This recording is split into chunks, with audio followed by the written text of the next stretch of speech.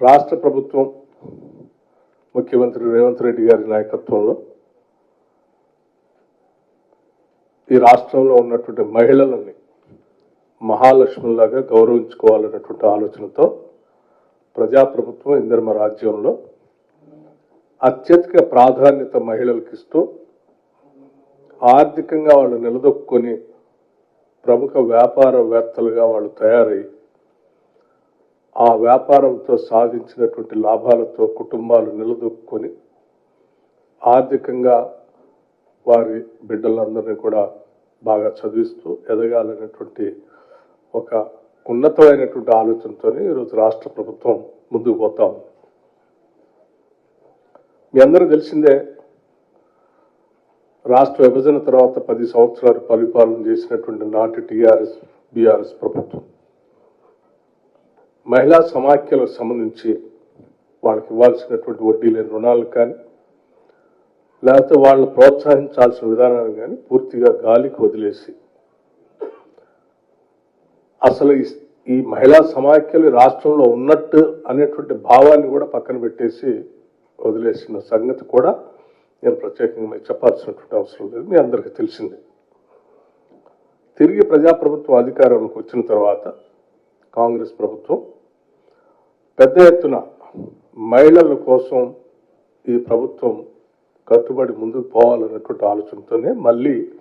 తిరిగి వడ్డీ లేని రుణాలని పెద్ద ఎత్తున ప్రోత్సహించి మీ ద్వారా రకరకాలైనటువంటి వ్యాపారాలు చేపించేటువంటి ప్రక్రియకి నాంది పలికిన విషయం కూడా మీ అందరికీ తెలిసినటువంటి విషయమే. ఇందులో భాగంగానే గతంలో మనం రాష్ట్ర నగరం నడిబొడ్డున కొన్ని లక్షల మందితో మహిళా సంఘ సభ్యురాలతో కార్యక్రమాలు ఏర్పాటు చేసుకొని వడ్డీ లేని రుణాలకు సంబంధించిన చెక్కులను కూడా మనం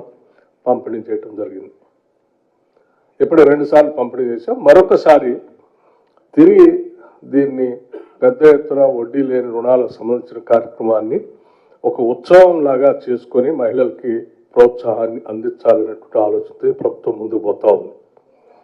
సంబంధిత మంత్రివర్యులు శ్రీమతి సీతక్క గారు దీనికి సంబంధించినటువంటి విషయాలన్నింటినీ కూడా మీ అందరికీ వివరించి రాష్ట్ర ప్రభుత్వం దృష్టికి తీసుకొని వచ్చి తద్వారా వడ్డీ లేని రుణాలను ఇప్పించే కార్యక్రమానికి నాంది పలికే ఒక ఉత్సవ కార్యక్రమాన్ని మొదలు పెట్టాలనేటువంటి ఆలోచనతోనే ఈరోజు ఈ కార్యక్రమాన్ని ప్రకటిస్తూ ఉన్నాం. దీనికి సంబంధించి మండల సమాఖ్యలందరూ కూడా నేను మీ అందరికీ ఒకటే విజ్ఞప్తి చేస్తూ ఉన్నాను. రేపు 7వ తారీఖు నాటి నుంచి అన్ని జిల్లాల్లో మండల సమాఖ్యలకు సంబంధించినటువంటి సమావేశాలు ఏర్పాటు చేసుకొని రాష్ట్ర ప్రభుత్వం చేయాలనుకుంటున్నటువంటి వడ్డీ లేని రుణాలకు సంబంధించినటువంటి కార్యక్రమాన్ని, ఆ వడ్డీ లేని రుణాల ద్వారా అందించేటువంటి వివిధ రకాలైనటువంటి ఉదాహరణకు వ్యాపారాలు, ఉదాహరణకి ఇప్పుడే మరి పొన్నం ప్రభాకర్ గారు ఆర్టీసీ ట్రాన్స్పోర్ట్ మంత్రివర్యులు మహిళా సమాఖ్యలకి వడ్డీ లేని రుణాల ద్వారా బస్సులు అందిస్తే ఆ బస్సుల్ని ఆర్టీసీలో కిరాయి పెట్టుకొని ఆ కిరాయి ద్వారా వచ్చినటువంటి ₹1 కోటి ఈరోజు చెక్ని ఇవాళ మీ అందరికి అందించారు. ఇది